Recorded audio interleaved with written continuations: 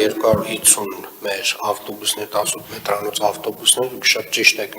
նշում, որ այս ծրագիրը բացի նրանից, որ ամփոփում է մեր տրանսպորտային ռեֆորմի առաջին, այսպես ասած, ամբողջական փուլը, որը դեռևս նախանշված էր 2016 թվականից, մենք սրանով մի քանի կարևոր հարցին ենք անդրադարձ ունենում, առաջին հերթին դա խցանումների խնդիրն է, որովհետև 250 18 մետրանոց ավտոբուսների մուտքով մենք ունենալու ենք հնարավորություն որոշակի նոր կարգավերումների մարդատար ավտոմեքենաների համար, որոնք որ վստահորեն արդեն իսկ քանակապես գնալով տարին տարվա վրա ավելանում եւ ավելանում են, ստեղծելով ամբողջական հանրային տրանսպորտի մեր նոր համակարգը, մենք կարողանալու ենք որոշակի փողոցներում ուղղակի բացի հանրային տրանսպորտից ուրիշ որևէ ավտոմեքենայի մուտքը արգելել եւ ամեն այս 18 մետրանոց ավտոբուսը փոխարինում է, չգիտեմ, 80-ից 100 մարդատար ավտոմեքենա եւ կարող ենք այս համեմատականները շատ հստակ անել։ Սա առաջին իհարկե գործոնն է։ Երկրորդ գործոնը իհարկե վերաբերում է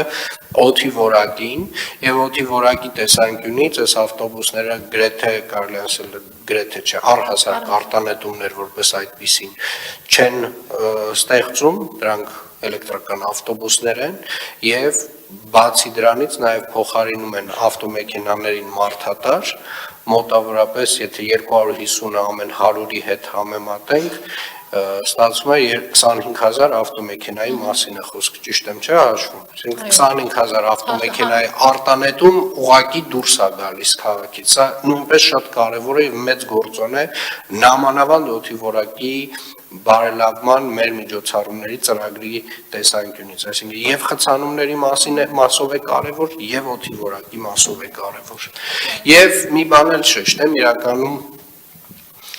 շատ մեծ անհավատություն կա մեր բնակչության շրջանում այս խոշոր ծրագրերի հետ կապված, մասնավորապես Աջափնյակի մետրոյի եւ իրականում կարծում եմ սա նաեւ եւս մի գործոն է, որպեսզի այդ համատարած